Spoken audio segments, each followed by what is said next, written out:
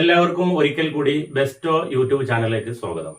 ഇന്ന് നാം ചർച്ച ചെയ്യാൻ ഉദ്ദേശിക്കുന്നത് +1 തുല്യത സ്റ്റാറ്റിസ്റ്റിക്സിലെ കേന്ദ്രീയ പ്രവണതയുടെ അളവുകളിലെ ഏറ്റവും പ്രധാനപ്പെട്ട മാധ്യം അഥവാ അരിത്തമെറ്റിക് മീൻ എന്ന് പറയാം.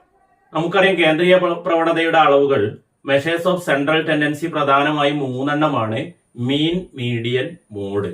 അതിലെ ഏറ്റവും പ്രധാനപ്പെട്ടതാണ് മീൻ. എല്ലാ പരീക്ഷയ്ക്കും സ്ഥിരമായി ചോദിക്കുന്ന ഒരു ഭാഗമാണിത്. അപ്പൊ അതുകൊണ്ട് തന്നെ ഈ മാർക്ക് നിങ്ങൾ നഷ്ടപ്പെടുത്തരുത്.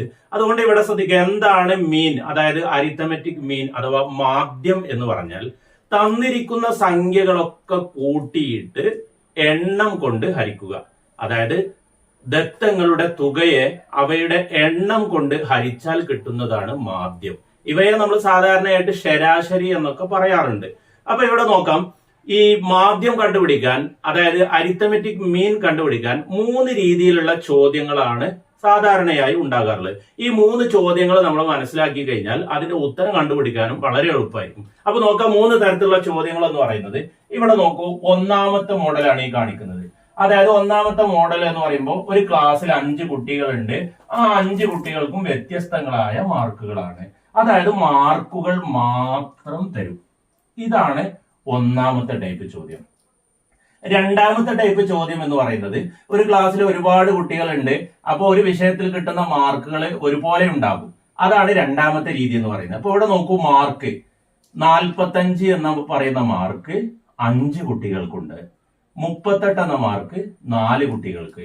25 എന്ന മാർക്ക് 10, 17 4, 23 2, 14 10 പേർക്ക്, 8 മാർക്കുള്ളത് 15 പേർക്ക്. അതായത് മാർക്കും തരും, അതിന്റെ എണ്ണവും തരും. മുകളിൽ എന്താ തന്നിട്ടുള്ളത്? മാർക്ക് മാത്രമാണ് തന്നിട്ടുള്ളത്. ഇത് 1ാമത്തെ ടൈപ്പ്, ഇത് 2ാമത്തെ ടൈപ്പ്, ഇത് 3ാമത്തെ ടൈപ്പ്. 3ാമത്തെ ടൈപ്പ് എന്ന് പറയുമ്പോൾ നോക്കൂ, 30 മുതൽ 40 വരെയുള്ള മാർക്ക്. ഇവിടെ കൃത്യമായിട്ടുള്ള മാർക്ക് പറഞ്ഞിട്ടില്ല. 30 മുതൽ 40 വരെ അത് 15 പേർക്ക്. 40 മുതൽ 50 വരെ 10 പേർക്ക്. 50 മുതൽ 60 വരെ 5 പേർക്ക്. ഇങ്ങനെ ഇവിടെ ഇതിന്റെ ബാക്കിയാണ് ഇവിടെ കൊടുത്തിട്ടുള്ളത്. ഇങ്ങനെ ഏത് ക്വസ്റ്റ്യൻ നോക്കിയാലും നമുക്ക് മൂന്നാലൊരു ചോദ്യമായിരിക്കും ഉണ്ടാവുക.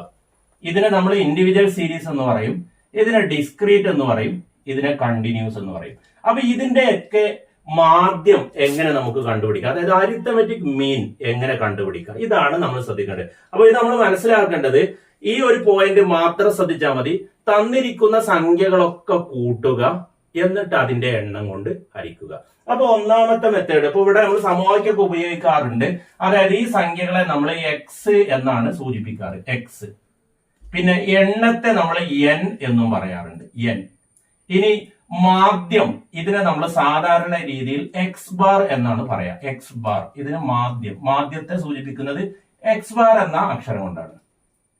ഓക്കെ, അപ്പൊ ഈ 1ാമത്തെ രീതിയിലെ മാധ്യം കണ്ടുപിടിക്കുക എന്ന് പറയുമ്പോൾ ഈ സംഖ്യകളൊക്കെ കൂട്ടുക. അതായത് 10 plus 20 plus 30 plus 35 plus 40 by എത്ര സംഖ്യ ഉണ്ട് നോക്കൂ, 1 2 3 4 5.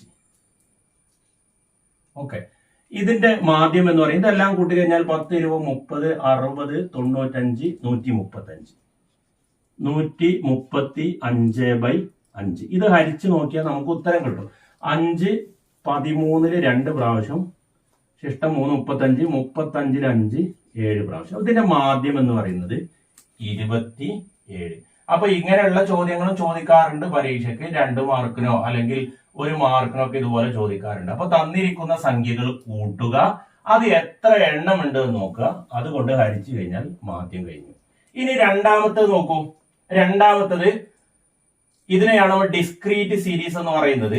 അതായത് അസന്തത ശ്രേണി എന്ന് പറയാറുണ്ട്. ഇപ്പൊ ഇവിടെ നോക്കൂ, 45 മാർക്ക് 5 ആളുകൾക്കുണ്ട്. അപ്പൊ അതിനർത്ഥം 45 പ്ലസ് 45 പ്ലസ് 45 പ്ലസ് 45 അങ്ങനെ 5 പ്രാവശ്യം കൂട്ടണം. അതുപോലെ 38 എത്ര പ്രാവശ്യം ഉണ്ട്? 4 പ്രാവശ്യം ഉണ്ട്, അതും കൂട്ടണം. 25 10 പ്രാവശ്യം, 17 4 പ്രാവശ്യം. അപ്പൊ ഇതിനെ നമ്മൾ സൗകര്യത്തിന് വേണ്ടി ഒരു സമവാക്യമൊക്കെ ഉപയോഗിച്ചുകൊണ്ടാണ് നമ്മൾ ചെയ്യാറുള്ളത്. അപ്പൊ ഈ മാർക്കിനെ നമ്മൾ എക്സ് എന്ന അക്ഷരം കൊണ്ട് സൂചിപ്പിക്കും. എണ്ണത്തെ നമ്മൾ എഫ്, അതായത് ആവൃത്തി, ഫ്രീക്വൻസി എന്ന അക്ഷരം കൊണ്ട് സൂചിപ്പിക്കും. അപ്പൊ ഇതിന്റെ സമവാക്യം എന്ന് പറയുന്നത്, ഇവിടെ നോക്കൂ, നമുക്ക് എക്സ് എന്ന കോളവും എഫ് എന്ന കോളവും ഇവിടെ വരക്കാം.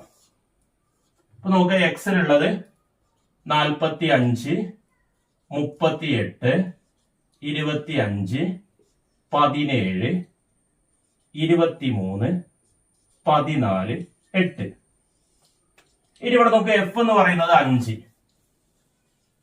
അടുത്തത് 4, 10, 4, 2, 10, 15. അപ്പൊ ഞാൻ നേരത്തെ പറഞ്ഞു എക്സ് എന്ന് പറയുന്നത് 45 ആണ്. 45 എന്നുള്ള മാർക്ക് 5 പ്രാവശ്യം ഉണ്ട്. അപ്പൊ ഇത് രണ്ടും ഗുണിച്ചാൽ മതി. അപ്പൊ നമുക്ക് ഇവിടെ ഒരു കോളം എക്സ്ട്രാ കിട്ടും.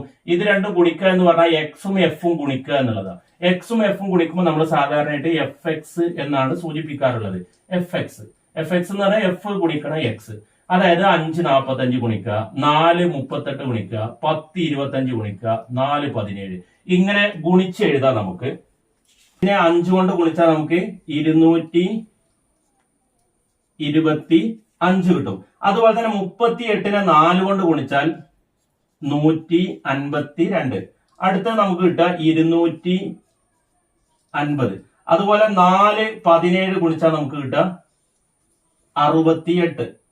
അതുപോലെ 23 × 2 46. ഇവിടെ 14 × 10 140. 8 × 15 120. അപ്പൊ ഇവിടെ മനസ്സിലായിട്ടുണ്ടാവും ഈ എക്സുകളും എഫും തമ്മിൽ ഗുണിച്ചാൽ നമുക്ക് എഫ് എക്സ് എന്ന സംഖ്യ കിട്ടും.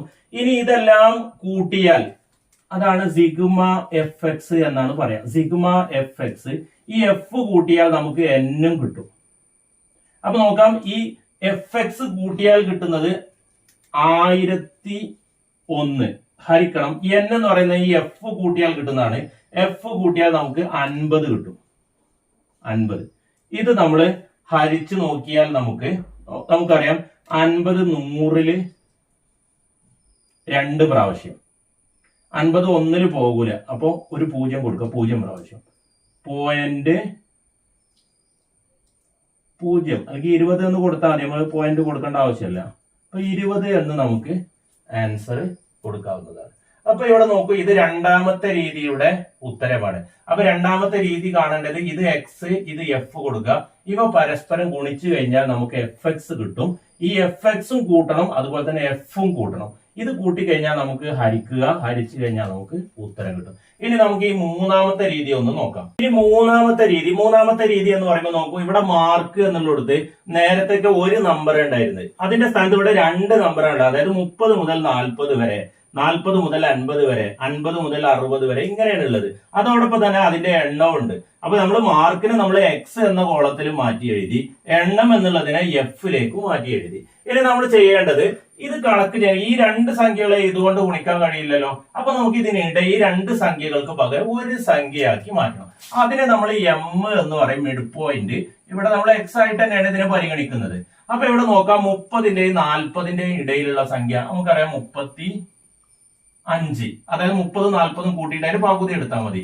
ഇവിടെയൊക്കെ വ്യത്യാസം എന്താ, ക്ലാസ് ഇന്റർവെൽ എന്ന് പറയുന്നത് 10 ആണ്. അപ്പൊ 10 ഇനി കൂട്ടി എഴുതിയാൽ 35 ഉള്ളത് 45 ആകും. ഇവിടെ 55, 65, 75, 85. അപ്പൊ ഇതാണ് സാധാരണഗതിയിൽ 8 മാർക്കിന് ഉണ്ടാവുക. 8 മാർക്ക് ശ്രദ്ധിക്കേണ്ടത് മാധ്യം കാണാനുണ്ടാവും, മീഡിയം കാണാനുണ്ടാവും.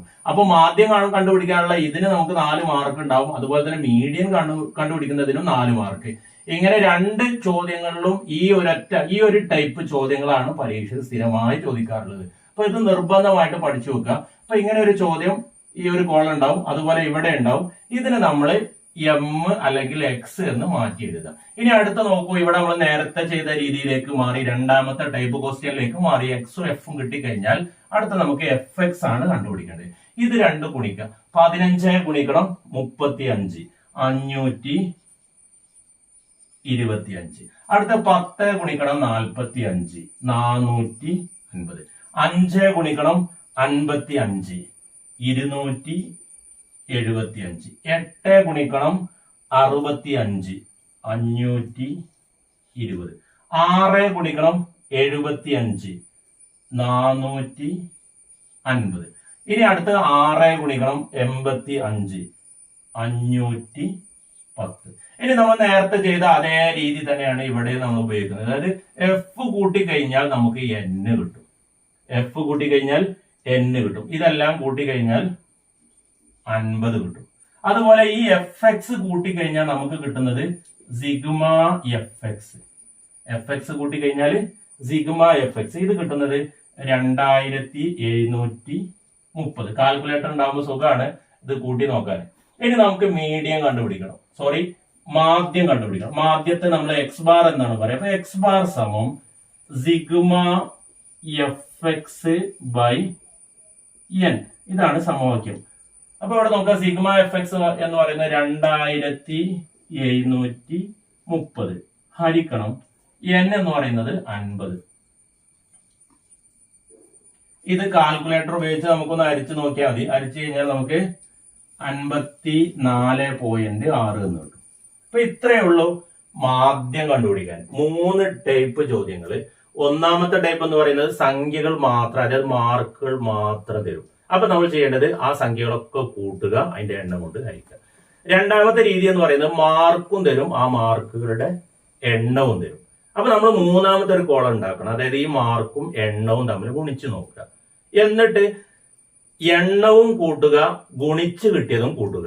എന്നിട്ട് വലിയ സംഖ്യ ചെറിയ സംഖ്യ കൊണ്ട് ഹരിച്ചു നോക്കുക. അതായത് സിഗ്മ എഫ് എക്സിനെ എഫ് കൊണ്ട് അല്ലെങ്കിൽ എൻ കൊണ്ട് ഹരിക്കുക.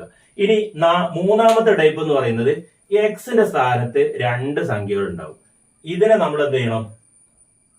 മിഡ് പോയിന്റ് എന്ന് പറയുന്ന ഒരു സംഖ്യ കണ്ടുപിടിക്കണം. ഇത് കണ്ടുപിടിച്ച ശേഷം ഇത് രണ്ടും ഗുണിക്കുക.